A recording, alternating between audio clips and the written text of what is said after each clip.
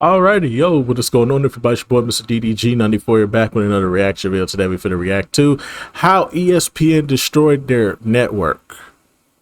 The fan, how ESPN destroyed their network. It's simple, really. They lost the plot. Let's just keep it real. They lost the plot. Like, how you go from being the most dominant entity in sports to now you got fucking YouTubers outshining you. YouTubers used to do this shit to see if they could even get on your network. Now the YouTubers don't even need you. They build their own brands up their own way. It's so many sports podcasts out here. It's not Cowboys. It's not fucking LeBron James, Jordan debates all the fucking time. It's just pure fucking sports. Let's talk sports. Let's talk what's going on right now. Let's stop talking about the past and the present and who hot and who not. Let's talk about what's going on right now. This is a situation that we need to talk about. Let's talk about it. What's going on here? Can we speak on it? Yeah, let's speak on it. Y'all speak. The ESPN will speak on it. Then they'll go right back to Cowboys, LeBron James. Cowboys, LeBron James, Michael Jordan. Cowboys, LeBron James, Michael Jordan. All day, every day. Cowboys, Michael Jordan. Jerry Jones is still the owner of the... No shit, he's still the owner of the goddamn team. Nobody cares, bro.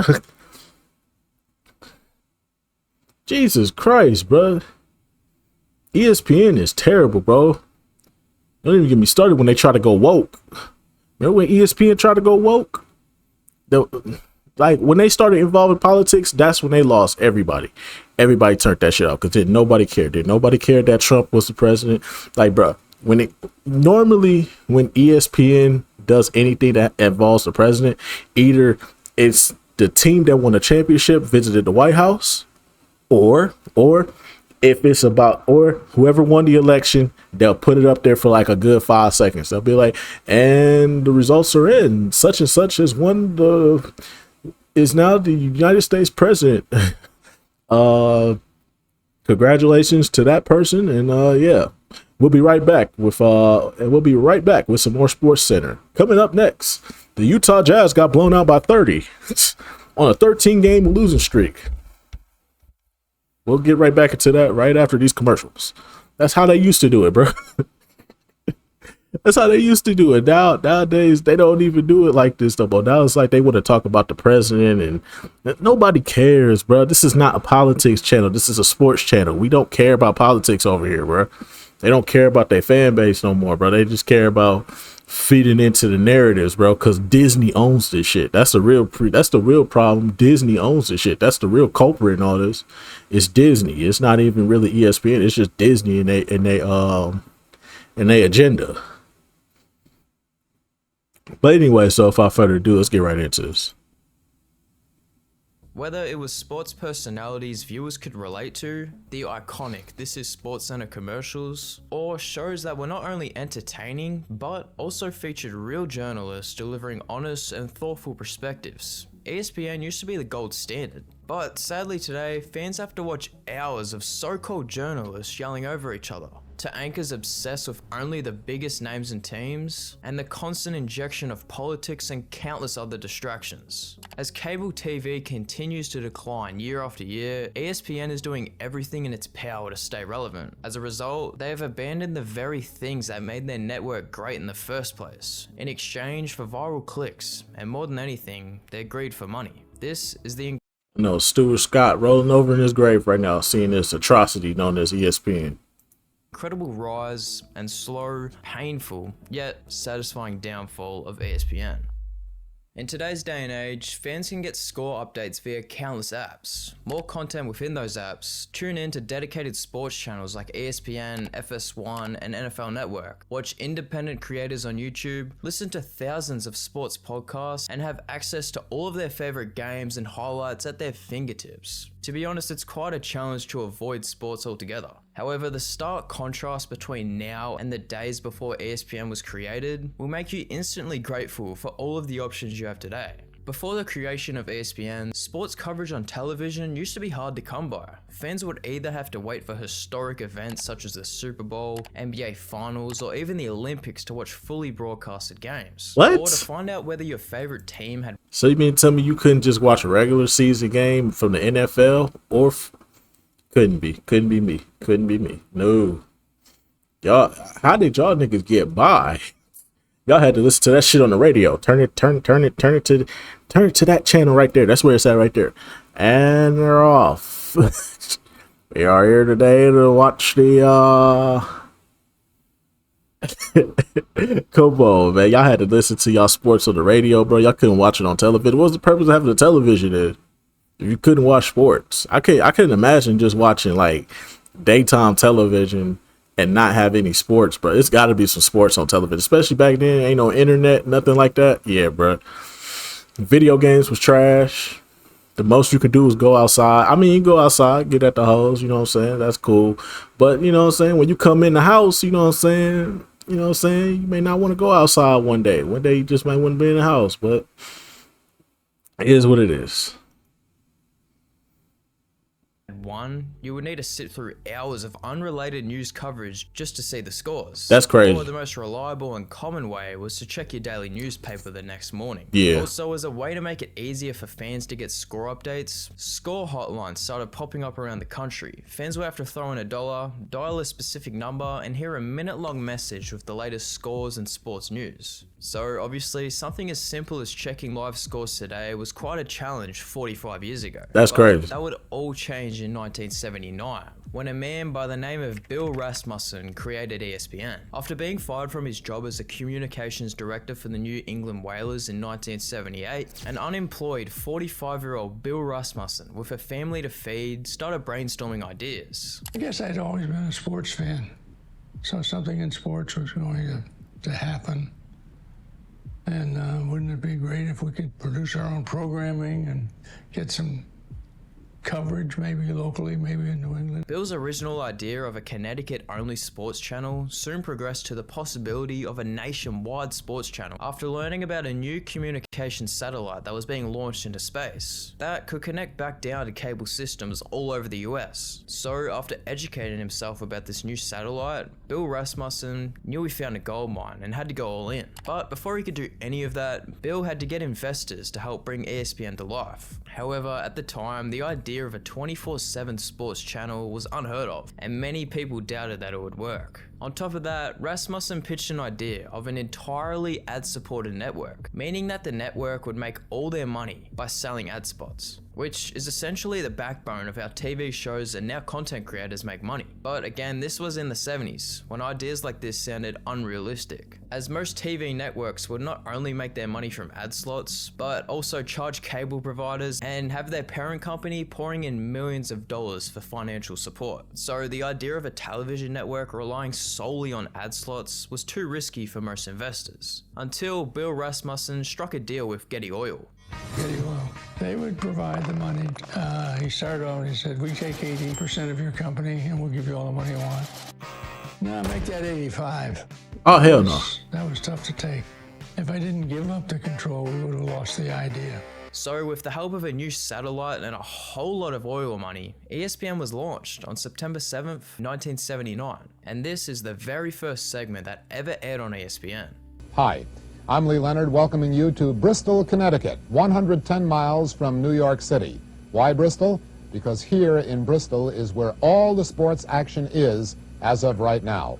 Now, here's another innovation on ESPN, and it's going to be a big part of our future. The Sports Center with George Grand. He'll have the latest on what's happening all around. George? Thanks, Lee, and welcome everyone to the ESPN Sports Center. If it takes an interview, we'll do it. If it takes play-by-play, we'll do it.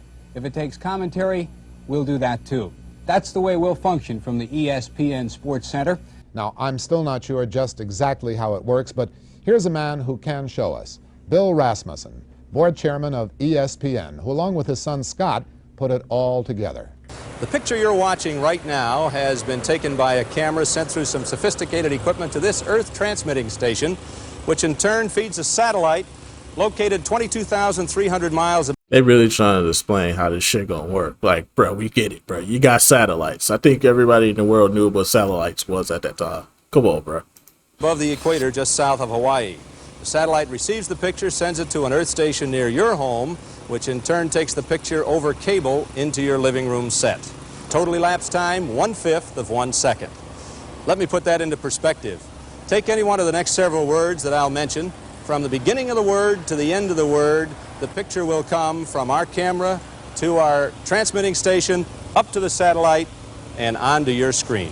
ESPN would broadcast a handful of events that day, such as college football, a slow-pitch softball game, and a professional rodeo. ESPN's first broadcast, though rough around the edges, was the beginning of a network that would change the way we watch sports forever. In its first year, ESPN's broadcast rights were limited. Therefore, the main sports that would broadcast in the beginning could go from wrestling to racquetball to minor league baseball. Because of that, the early days of ESPN had a lot more to improve on, and they wasted no time fixing them. As the new decade arrived, ESPN quickly made a name for themselves, primarily by investing in broadcasting rights to different sporting events. From acquiring the rights to televise early rounds of the NCAA basketball tournament, now known as March Madness, to the NFL draft, helping it go from this to this, and also acquiring the rights to broadcast top-ranked boxing. ESPN was laying the groundwork to become a staple of cable television. However, they had one problem. In order to dominate the sports industry, ESPN's main goal during this time was to acquire rights to broadcast major sports, such as the NBA, MLB, and the NFL. But with Getty Oil in control, ESPN had a ceiling it couldn't break through.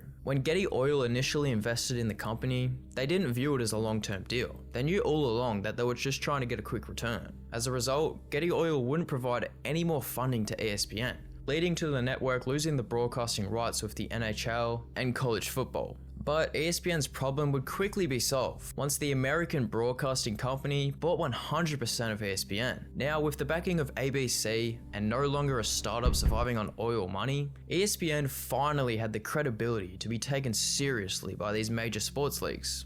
And yes, ESPN had been running for 5 years by this point, but this is when things really began to take off. Striking broadcasting deals with the NFL to acquire Sunday Night Football, along with more games of college basketball and football, plus deals with the NHL and MLB. ESPN was dominating the sports industry, and in honor of this newfound success, they introduced a much more modern logo, the one we all know today. Then you knew, not here we go, like we're going straight up. Alongside ESPN's growing success, their top show SportsCenter became a staple of the network, one that's still running over 30 years later. At its core, SportsCenter was originally an entertaining yet informing show that gave fans straightforward updates on all the day's sports news. ESPN's rise to become a household name was unique. See, being the go-to destination for sports fans would be enough for most cable networks. But what made ESPN stand out and so beloved was their ability to establish a group of hosts and reporters that were not only talented but had personality. These were people fans felt like they could relate to. 100% of you watching this video like sports. There's a good chance that most of you are fans of basketball, since that's my channel's main focus. You click over to any sports network, they're showing basketball, you stay and watch. The moment they play a sport you're unfamiliar with, you click off. But if you were watching ESPN, you wouldn't be going anywhere. The charisma and chemistry of the hosts made SportsCenter worth watching, no matter what sport they were That is true. Their inside jokes, catchphrases, and storytelling made the news feel like entertainment. And that was ESPN's biggest advantage over every other network. ESPN back then, ESPN is what would get you into other sports. Like if you was just a basketball head, but you was kind of interested in football, you would go after football. Like ESPN would get you into football. Like they could do it with ease. Then what else do they have? Oh, ESPN used to be so goated. What made ESPN so goated was boxing, bro. I got into boxing because of ESPN. They used to I remember when they used to have the ESPN Classics channel, and they used to show like Muhammad Ali and Mike Tyson fights all the time. Bruh, that got me hooked on the boxing because I wasn't big on boxing. I was watching wrestling, but I wasn't into boxing. Then I had got into boxing through ESPN. Watching old Muhammad Ali and Mike Tyson fights and shit. Then I started looking at George Foreman. Who else? What was I looking at? Then I started looking at like the new. Then they started having like. They used to have like a Friday night fights for like the up and comers and shit. Like back when Floyd Mayweather was still on the come up and shit. When he had hair and shit, he was knocking niggas the fuck out. Like, yeah, bro, I used to be heavily interested in the boxing, bro, in my younger days. I'm not so interested into it as much these days because ain't no star power there no more. But and all these fucking YouTubers then took over the fucking scene, so that hurts that dilutes the fucking product. So yeah, I haven't been big on boxing for quite some time now, but. Yeah, ESPN definitely got me into other sports. Hockey would be another one. I wasn't big on hockey until ESPN got me onto it. Even though they don't show hockey on their network, but when they showed them highlights and them niggas get to fighting, oh.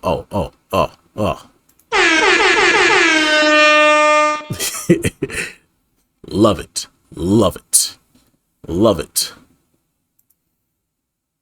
Network in the country. From Chris Berman's larger-than-life personality to the chemistry between Dan Patrick and Keith Olbermann, followed by Stuart Scott's iconic catchphrases. Motherfucking man. The race between Shaquille O'Neal and David Robinson was as tight as a ring on a fat guy's finger. All of this helped ESPN become the #1 major cable network in America, beating out other giants in CNN and MTV. From 1980 to 1990, ESPN progressed quicker than anyone expected. Therefore, the network not only fixed the problems they had early in their existence, but also adding key elements that propelled them to become the largest cable network in the country. However, ESPN's golden era was only just getting started. As the 90s begun, ESPN would enter its golden era. So when you see comments that say how much they miss ESPN and wish it was like what it was in the 90s and early 2000s, more specifically, ESPN was like having a beer with your bro and kicking it. Now it's like being trapped in an elevator with the people who don't get invited to parties. Those people are most likely ages 45 and older, because that's how old you have to be to remember this. In 1992, ESPN would launch ESPN Sports Radio. Then, 1 year later, launched ESPN2, the younger sibling of ESPN, aimed at the younger demographic, where hosts would wear casual clothing instead of a suit and tie, along with the studio. What about ESPN3 and ESPN Deportes? I thought them was the youngest ones. ESPN3 and Deportes. I thought those was the younger ones. Itself being well less corporate looking compared to ESPN's usual setup. In 1996 came the launch of ESPN News, a non-stop sports news channel that would run 24/7. ESPN was so entertaining that kids were skipping school just to watch SportsCenter all morning. Back then, ESPN felt like a truly well-rounded network. You had live games, highlights, trusted analysis from respected reporters, and genuine entertainment from those guys as well. I mentioned some, but add in Rich Eisen, Dick Vitale, Scott Fanpelt, and John Buchacross. These guys helped build a strong and loyal fan base. And I bet you've never heard anyone say they skipped school to watch ESPN in the last 15 years. Yeah. Fans were treated with the iconic "This is SportsCenter" commercials. All right, stay with me, Chad. Touchdown, Chad Johnson. And you go into one of these sizzling bacon action. Are you serious? If I did that in public, I'd find myself. Hey, yo, what the fuck? Next. Jorge. Yeah. What's going on with your hat, man? What's wrong with my hat, man? I mean, it doesn't look like a ball player's hat. I mean, it looks all brand new, you know? Just come out of the box. I'm a catcher, man. I never had to wear that thing. You gotta break this thing in. Hey, Wally. Hey, yo, what Wally. the fuck? Hey, it's not what you think. Hey, George? Yeah? Borrow one of your sticky notes? Yeah. Come on in. Hey, yo! I'm just gonna write it on my hand. Doing? Like, what do you mean? What's going on, guys? Josh, what's up, man? Excuse me. What's up with him? A couple of those home run derby balls you hit? Yeah. They were his cousins. And as for shows, ESPN was loaded. From SportsCenter, NFL Primetime, Baseball Tonight, to the sports reporters. Also, ESPN launched ESPN Zone, a chain of sports-themed restaurants and entertainment centers, filled with arcade machines. Oh, I know them gone. I know them gone. A pretty unique way ESPN I know them brought fans gone. together. In 1996, ESPN was brought by Disney as a part And of its that's the purchase of downfall. ESPN's This is where the parent downfall company, comes. ABC, a partnership that still exists to this day, though it's no longer as beloved by fans as it once was. So with all that I've mentioned is what made ESPN the king of sports television. The relatability, the entertainment, and the credible reporting is what made them stand out. But as the world was adapting to a new thing called the internet, ESPN had to completely rethink its strategy and business model. At the turn of the century, ESPN introduced ESPN Original Entertainment, now known as ESPN Films, a new lane for the network to roll out different forms of entertainment, from talk shows, docuseries, miniseries, and even game shows. This was ESPN's attempt to become more than a sports network, similar to how MTV were branching outside of just music videos at the time. As a result, ESPN produced a lot of content. Pardon the Interruption, Around the Horn, Cold Pizza, Jim Rohner's Burning, ESPN Hollywood, Quite Frankly with Stephen A. Smith, Playmakers, Tilt, The Bronx is Burning. See, they didn't need all of this. They could have stuck to like sports documentaries, if anything, like a sports documentary on like Barry Bonds or Mike Tyson or Muhammad Ali or fucking Michael Jordan, whatever. Like those are fine, but like fully like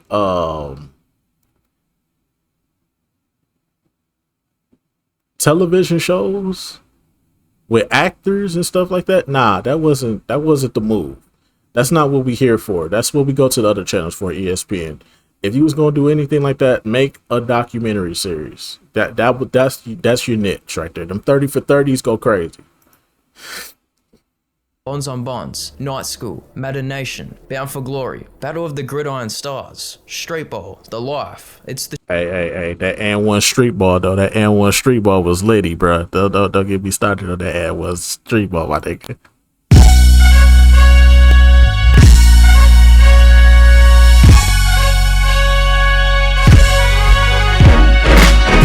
And one street ball mixtape tours. Oh my god, them shits used to be lit. I used to love watching that shit on ESPN. I was mad when they got rid of that shit, bro. It's like, man, we ain't gonna watch no more hot sauce, man. We gonna watch no more AO.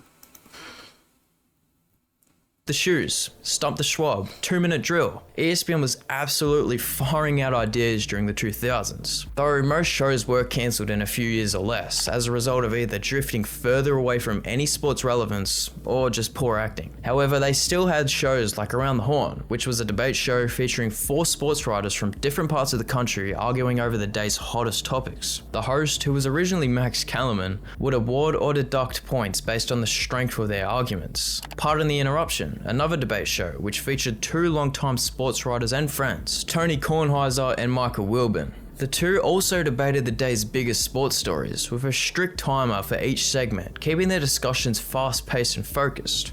And of course, the most famous of them all, Cold Pizza, where 2 pundits, Woody Page and someone you might recognize, Skip Bayless, led the show's main segment, First and 10, where they debated 10 of the biggest sports topics of the day, often joined by rotating guests. What, you don't recognize this show? Well, in 2007, Cold Pizza would be rebranded into First Take, the show that everybody knows by now, and has since overshadowed the entire program, for better or for worse, which leads us to ESPN's downfall. Now, I don't have a specific date or year when ESPN was at its peak, but from what I've gathered, it seems like the 90s and early 2000s was ESPN's prime. And to the 30, 40, even 50-year-olds, you guys can correct me if I'm wrong and share your opinions in the comments. You're wrong. The prime of ESPN was from the 90s going all the way to, I want to say, 2014. 2014 is where it started to go downhill, because they started to lean into like feminism and shit like that. It's like, what the fuck is this? It starts leaning into feminism. Then that's when the Michael Jordan and LeBron comparison started getting a little too out of control. They started getting a little bit too annoying. Then there was like a bunch of scandals going on around that time. And for some odd reason, ESPN was dragging the motherfuckers, but they dragged the shit up that Ray Rice shit. I think that Ray Rice shit went on for like 4 months after the fact. They was on Ray Rice's head because they was just trying to push this feminism shit. It's like, bro, we don't care, bro. He fucked up. He beat his wife up in the elevator. We get it. That was wrong. We understand he was wrong. He got punished by the league. It's over. 4 months later, they're still talking about it. Like, bro, we don't care. They just trying to push this. It was Disney at this point. That's when you knew Disney was trying to push an agenda with ESPN, and it didn't work.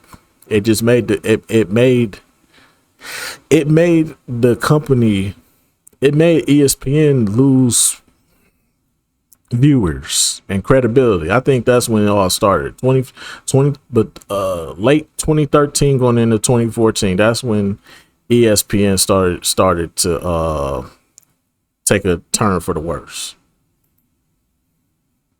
Comments. Either way, let's dive into ESPN's downfall. First Take was debuted in 2007 with Skip Bayless as the main host alongside rotating guest, and this show quickly became the most popular on the program, especially after acquiring Skip's co-host Stephen A. Smith. The two loudmouth personalities would spark heated debates, where the focus wasn't on making respectable arguments, but on delivering takes, no matter how dumb or flamboyant. Their goal was to go viral, and it worked. As a result, the take culture would become the new wave. The cheap and profitable format led to a shift in the way fans consume sports news. ESPN quickly learned that a debate show doesn't have to be good enough to keep viewers watching for 3 hours, but the goal is to generate clips that people will share like wildfire, which is pretty much the foundation of how streamers build audiences nowadays. Clip farming. But for ESPN, this was working, and in 2011, they were at their all-time high in viewership, with 100 million cable subscribers. So, riding off the high of their recent success, ESPN signed a number of long-term broadcasting deals with major sports. ESPN for $15 billion over 8 years, NBA for $24 billion over 9 years. These make sense. These make sense. But 15 billion, you pay more for the NBA than the NFL. That's crazy. I never knew that the NFL would get. I mean, but then again, they only like do Monday Night Football, so I guess they only do Monday Night Football. So I guess they only show football once a week, once a week on a platform, unless it's like the playoffs and they got a game on ABC or something like that. The NBA, okay, the NBA makes a lot of sense because you got Tuesdays, Thursdays, you got you got Wednesdays and Fridays, sometimes Mondays. If the NFL season is over, they definitely gonna put some games on Monday, but for the most part, it's Wednesdays or Fridays, and Saturdays or Sundays. So yeah, that made a lot of sense. 9 years, college football for $7 billion. That makes a lot of sense. They be playing the shit out of college football. But how is that cheaper than both of these? And they show more college football games than anything.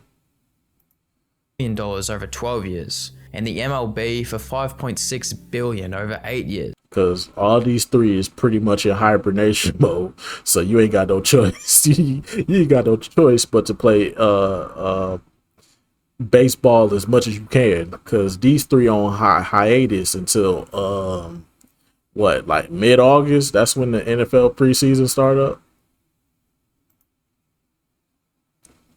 Signing these major deals in the early 2010s, ESPN was in the perfect position as their cable viewership was at an all-time high. But unfortunately, since 2011, their viewership has never reached those levels again, as cable subscriptions have declined significantly since. This was the beginning of the great social media emergence, and truthfully, TV in general was struggling. As a result, ESPN had to cut costs, and they did that by laying off 350 employees, who were mostly not on camera. Then the network did the same thing in 2017. This time, many were on-air personalities who had become familiar faces to viewers, but were cut as the network had to cut extra cost. Which brings us to the last number of years where ESPN has been losing its audience's respect more and more. Whether that's from delving into politics, prioritizing loud, controversial opinions over actual analysis, or covering only the biggest names from the Lakers, Cowboys, LeBron, and Aaron Rodgers. ESPN simply isn't what it used to be. ESPN used to be the place where pundits would beg to work for so they could showcase their skills. Now, personalities can just start their own independent show and do better on their own without being controlled by the higher-ups. Which Pretty takes much. us to ESPN's Pretty much. competition that's been slowly catching up. Every major sport has their own dedicated sports network. Undisputed developed into a first take clone. YouTube had emerged into a place where fans could watch highlights and independent creators. Which is probably why ESPN is failing, right? Actually, not at all. As cable subscribers decline, ESPN's digital viewership is growing, and their audience is actually bigger than their TV peak in 2011. But the way they're staying relevant is what so much fans hate. You see, before social media, whatever ESPN put on was what defined us sports fans. Now with Instagram, Twitter, YouTube, and every teenager having access to the entire internet at their fingertips, kids become influenced by so many other things. So ESPN pretty much has to force themselves onto us. As a result, the network prioritizes personalities that can bring in the biggest crowd, no matter if it's positive or negative. And that's a big reason. They don't have to force themselves onto us. You can immediately get them the fuck out of here. I don't follow nothing ESPN related on YouTube or YouTube, Instagram, or Twitter or Facebook. I don't follow nothing ESPN related, so I don't know what the fuck be going on ESPN. But I don't know what the fuck been going on ESPN for years now. Last time I was watching ESPN, faithfully, was 2017, bro. That was the last time, and that's when I was still living with my mom, bro. Once I got kicked out the house, ESPN was a non-factor to me at that point, and I ain't watched ESPN since. Even when we were stuck in the house during the pandemic, I still wasn't watching ESPN. I did not give two flying fucks about ESPN. I was watching that Jordan Last Dance documentary on them pirate sites. Y'all know how I get down. But anyway, so reason why Stephen A. Smith recently got a $100 million contract from ESPN, a deal that makes many believe that he's the most overpaid man in America. But the truth is, he earned it. Stephen A. Smith is an expert at sparking up a conversation. So well that he had a public feud with LeBron James. And although ESPN has some great shows like PTI, Sports Center with Van Pelt, and Monday Night Football with the Manning brothers, the question is, will ESPN soon reinvent themselves or keep going down their current path? hey, it is what it is. Hey, cut. I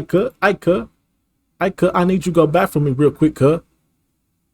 Go back. Growing up in the 2010s was definitely a treat, and there's so many iconic things that happened that honestly. Stop being hard-headed, man. What? Oh my god, bro, this shit. Bye.